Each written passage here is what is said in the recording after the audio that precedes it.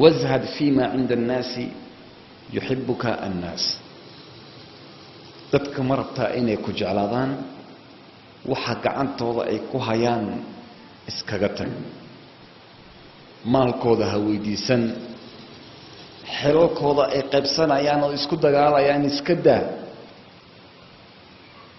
wixii khayr ama maslaxad ku jirta mooyaane marka zuhdiga dadka dadka inay ku jeclaadaan waxa gacantooda ku jiro oo maal ah iska ilaali ninba magaalada Basra soo galay markaasuu wuxuu yidhi yaa ugu karaamo badan magaaladan yaa loogu qadar badan yahay markaasuu yidhi alxasan albasri markaasuu yidhi muxuu ku malnaystay arrinkan wuxuu dadka cilmigu baraa diintuu gaarsiiyaa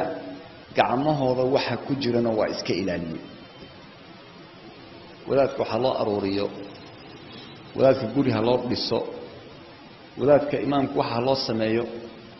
zamanka salafka kuma jirin iyo dadkii hore ee saxaabada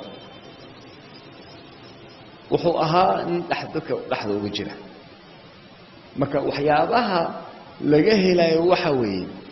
dadka hadda rabta inay ku jeclaadaan waa inaad ka tagtaa waxa gacmahooda ku jira xoolahooda li'anno dadku xooluhu jecel yihiin xoolaha dadku way jecel yihiin haddii xoolahooda kula qabsato oo tiraado keen iyo waxaan samay waa ku nacayaan haddaad tiraado waxaan keen waxaan samay waxaan igu caawi laba jeer ninka qofka bini aadamka markaad wax weydiisato mar saddexaad wajigu kuu bedelayaa waa tabiiciyan weyn oo wuxuu yidhi ninkii gabyey bunaya aadamu yaqdabu in su'il bini aadamka haddii wax la weydiiye waa caroonaya wallaahu yaqdabu in lam yus'al ilaahayna waa kuu caroonaya haddii aadan waxba weydiinin athar baa soo arooriyo xadiid man lam yas'al illahi yaqdab calayh qofkii ilaahay wax aan waraysan ilaahay waa u caroonaya marka ducada iyo baryada xagga rabbi weeye xagga dadka ma aha idaa sa'alta fas'al illaah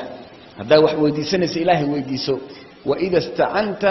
fastacin billaah haddii aad kaalmo weydiisanaysid ilaahay subxaana wa tacaala keliya weydiiso dadkaana hadday kulligood ee kulmaan waxba kuguma anfici karaan hadday kulligood kulmaan inay dhib ku gaarsiiyaanna dhib ku gaarsiin kari maayaan sidaa daraaddeed dadka waxa gacantooda ku jira iska daa dadka inay ku jeclaadaanna waxaa ka horayso in alle uu ku jeclaado xadiiska abu hurayra uu wariyey nebiga salawaatu rabbi wasalaamu calayh wuxuu yidhi ilaahay subxaanahu wa tacaala naadaa ina allaha idaa axabba cabdan ilaahay hadduu jeclaado addoon naadaa jibriilgu u yeeraa markaasuu yidhi inii uxibu fulaan faaxbibhu war hebel baan jeclahay ee jeclow fayunaadi fii ahli الsamaa ahlu samaa oo dhan buu ugu yeeraa waxa uu dhawaaqaa jibriil markaasuu wuxuu yidhahdaa ilaahay wuxuu jecel yahay hebel jeclaada markaasay jeclaadaan fayuudacu lahu qabuul fi اdunya dadkaa marka aqbalo oo jeclaada fi اdunya